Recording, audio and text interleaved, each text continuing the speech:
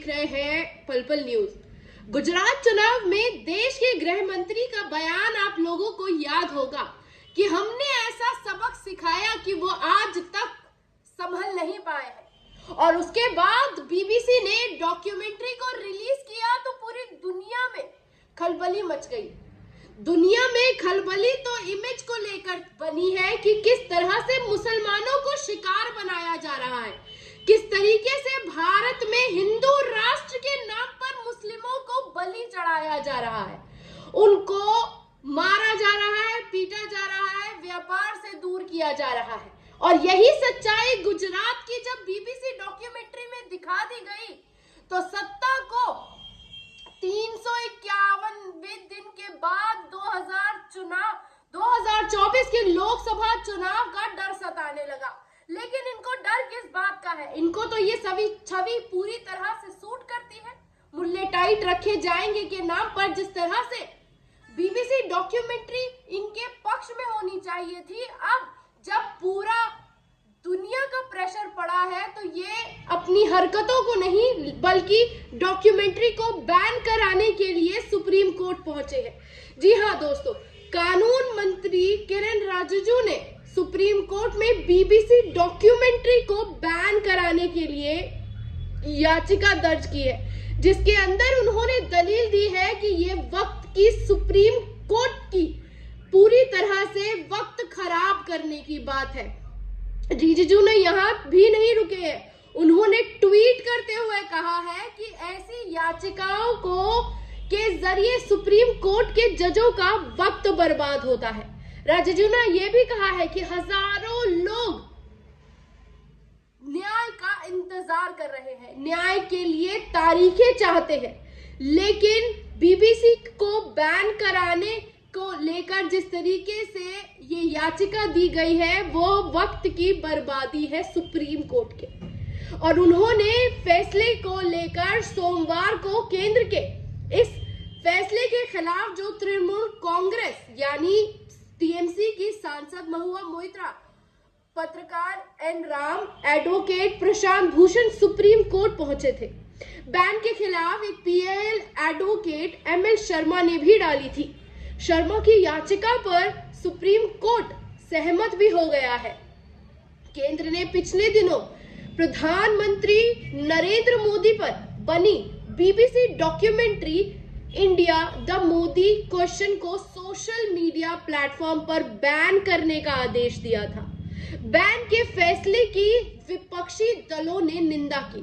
दिल्ली, हैदराबाद, कोलकाता समेत कई शहरों में प्रतिबंधित डॉक्यूमेंट्री को स्क्रीनिंग आयोजित की गई थी। और इसी पर रिजिजू ने हाल ही के दिनों में लगातार न्यायपालिका की कार्यप्रणाली पर सवाल उठाए हैं। पिछले हफ्ते कानून मंत्री ने कहा था कि जजों को जनता की स्क्रूटनी से कोई सामना नहीं करना पड़ता क्योंकि वे चुनाव नहीं लड़ते, लेकिन जो लोग इन पर नजर रखते हैं उनकी तरफ नजर जरूर रखनी चाहिए। वे किसी भी न्याय को लेकर उनके आधार का आकलन करती है, जो कि सुप्रीम कोर्ट को ये बात समझनी चाहिए। लेकिन अब सवाल ये उठता है कि विवादित डॉक्यूमेंट्री में सुप्रीम कोर्ट में जो चुनौती दी गई है बैन को लेकर, उसमें क्या कहा है आपको जानना चाहिए, क्योंकि गुजरात दंगे को लेकर बनाई गई बीबीसी डॉक्यूमेंट्री पर देश भर में विवाद थमने का नाम नहीं ले रहा है। ये मुद्दा सुप्रीम कोर्ट में भी जा पहुंचा है और सुप्रीम कोर्ट पर प्रतिबंध लगाने को लेकर केंद्रीय सरकार ने पूरी तरह से सुप्रीम कोर्ट के ऊपर दबाव बनाया हुआ है और इसी में एक जनहित याचिका भी दायर कराई है। अधिवक्ता जो मनोहर सिंह लाल हैं, वो अदालत के इस याचिका को दाखिल की है और याचिका में शीर्ष अदालत में डॉक्यूमेंट्री के दोनों भागों की जांच करने और गुजरात दंगों के लिए प्रत्यक्ष और अप्रत्यक्ष रूप से जिम्मेदार लोगों के खिलाफ कार्रवाई की मांग की है। लेकिन सवाल फिर वही उठता है कि अधिवक्ता ने यह भी कहा है कि अपनी याचिका में संवैधानिक सवाल तो उठाता ही रहेगा। याचिका में दावा यह भी किया गया है कि डॉक्यूमेंट्री में जो दर्ज किए गए हैं तथ्य, जो सबूत दिए गए हैं, वो न्याय के कारण आगे बढ़ाने के लिए इस्तेमाल भी किया जा सकता है। लेकिन अगर सूत्रों की बात माने तो 21 जनवरी को केंद्र ने डॉक्यूमेंट्री का लिंक साझा करने वाले कई यूट्यूब वीडियो, ट्विटर पोस्ट को ब्लॉक करने का निर्देश दिया था। अगर डर नहीं है तो किस बात का डॉक्यूमेंट्री को बैन कराया जा रहा है? यहां तक कि आप अगर इस डॉक्यूमेंट्री को शेयर करते हैं तो शेयरिंग पर भी ब्लॉक लगा दिया गया है और 2 सेकंड के अंदर आपके अकाउंट को रिस्ट्रिक्ट कर दिया जाएगा। लेकिन सवाल फिर वहीं आकर खड़ा होता है कि देश के कानून मंत्री जब सुप्रीम कोर्ट का वक्त बर्बाद हो रहा है जैसी बातें कहते हैं, तो फिर वो सब बात कहां आती है जब मुसलमानों पर हमले होते हैं।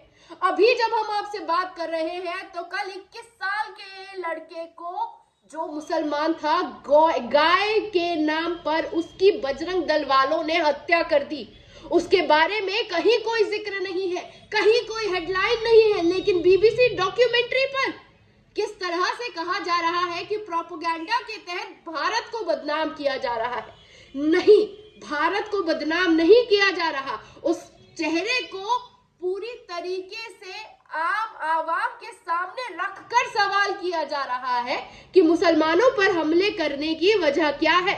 1000 मुसलमानों को जिस तरह से 2002 दंगे के तहत शिकार बनाया गया, उनकी आज तक कोई सुनवाई नहीं हुई है। गुजरात दंगे के दौरान और गुजरात चुनाव के दौरान गुजरात दंगे का जिक्र करते हुए देश के गृह मंत्री भी कह चुके हैं कि हमने ऐसा सबक सिखाया कि वो आज तक संभल नहीं पाए हैं। तो सवाल तो वही उठता है कि फिर जब चुनाव में पूरी तरीके से यही छवि, हिंदू राष्ट्र की छवि सामने रखते हुए ही फायदा होगा, तो फिर बैन क्यों कराना? सबको दिखाना चाहिए कि यही हमारा चेहरा है और इसी चेहरे के दम पे हम जीतते आए हैं, जीतते रहेंगे और भारत में संविधान के साथ साथ तमाम चीजों को बदल दिया जाएगा, क्योंकि यही हमारा तरीका है। लेकिन जब बात पूरी दुनिया में फैल गई डॉक्यूमेंट्री के जरिए, तो फिर इमेज के सवाल, कॉन्शियसनेस की बात आ गई। असल में बात यह है कि वो करना भी चाहते हैं और बताना भी नहीं चाहते, और बताना भी नहीं चाहते लेकिन डराकर वोट लेना जरूर चाहते हैं। इसलिए 391 दिन को ध्यान में रखते हुए पासमानदा मुसलमानों की तरफ देख रहे हैं कि अगर इधर उधर से बात बिगड़ी तो मुसलमानों को आंख दिखाकर, प्यार दिखाकर वोट बटोर लेंगे। लेकिन ये तो आगे आने वाला वक्त बताएगा कि जिस तरह से सुप्रीम कोर्ट का वक्त बर्बाद हो रहा है इस याचिका को लेकर, क्या जनता भारतीय जनता पार्टी की इस क्रूरता पर उसका साथ देती है या नहीं, या पठान के नाम पर, पठान फ्लॉप होगी के नाम पर जिस तरह से इन लोगों ने मुंह की खाई है, या जनता भी इस तरह की नफरत भरे माहौल को अब दूर करती है या अपनाती है, या आगे आने वाला वक्त बताएगा। कैसी लगी ये रिपोर्ट? कमेंट बॉक्स में आकर अपनी राय देना ना भूलिएगा। शुक्रिया।